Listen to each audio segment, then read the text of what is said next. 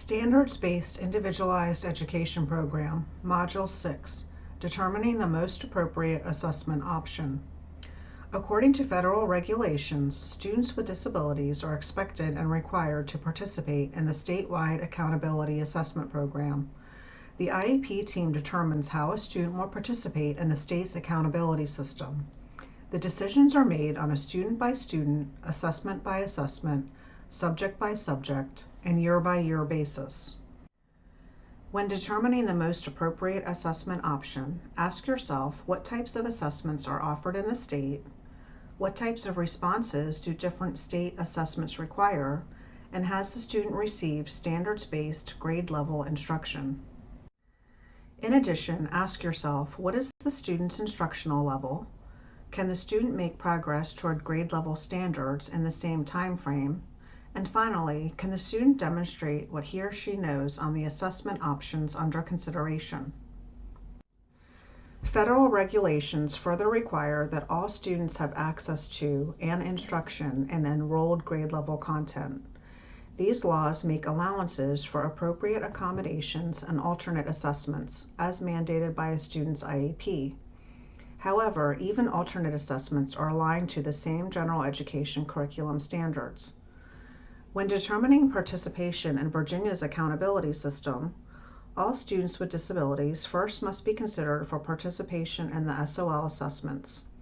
A student's IEP or 504 plan must specify the student's participation in the state accountability system as follows: the Standards of Learning SOL test with no accommodations, the Standards of Learning SOL test with accommodations, Virginia Alternate Assessment Program VAP, or the State Board of Education substitute test for verified credit such as WorkKeys.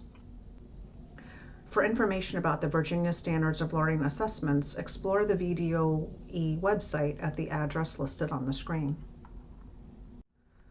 When adding the appropriate assessment accommodations, ask yourself, what accommodations are allowed on the assessment, and are the accommodations approved for the assessment also used in the classroom?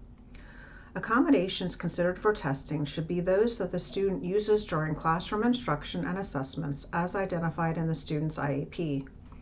Accommodations should not be used only for participating in a state assessment. The use of an unfamiliar accommodation during testing may have a negative impact on the student's performance. It is important to note that certain accommodations used for instruction or classroom assessment may not be allowable on the statewide assessment. Accommodation based solely on its potential to enhance performance beyond providing equal access is inappropriate. Typically, testing accommodations can be classified in the following categories: timing, scheduling, setting, presentation, and response.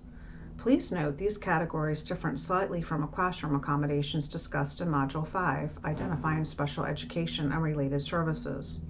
Also, be aware that special procedures must be followed for some testing accommodations. Once again, the student should be familiar with the accommodation selected, and their use should not be limited to state assessments only. An accommodation should provide equal access and should not be selected solely to enhance performance. Some accommodations used during instruction or classroom assessment may not be allowable on statewide assessments. Questions about the appropriateness of a specific accommodation should be directed to the Division Director of Testing. When adding assessment accommodations, ensure that an appropriate state assessment has been selected for each tested subject area. If the student is not participating in the regular SOL assessment, document a justification for participation in an alternate assessment. Determine whether a need for and selection of accommodations has been determined and that the student has met any eligibility criteria, and if the selected accommodation is allowable on the state assessment. Students with Disabilities Guidelines for Assessment Participation is available for download at the web address linked on the screen.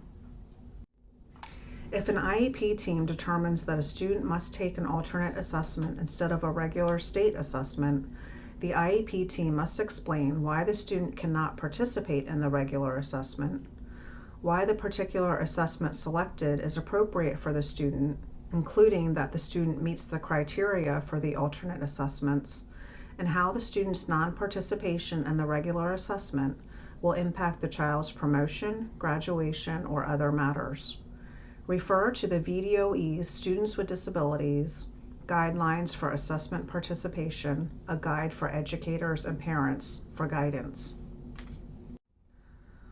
Alternative participation criteria must be attached or maintained in the student's educational record. Refer to the VDOE's Students with Disabilities Guidelines for Assessment Participation, a guide for educators and parents for guidance. An IEP team may not exempt a student from participation in a content area assessment, only determine how the student will be assessed. Accommodations must be based upon those that the student generally uses during classroom instruction and assessment. For the accommodations that may be considered, refer to Accommodations Modifications page of the IEP. In this particular example, this grade 8 student is participating in the Standards of Learning assessments for reading, writing, math, and science with accommodations. The student is participating in the Civics and Economics Standard of Learning assessment without accommodations. This concludes the 6th of 9 training modules on developing standards-based IEPs. Additional information can be found on the Virginia Department of Education's website by accessing the link on the screen.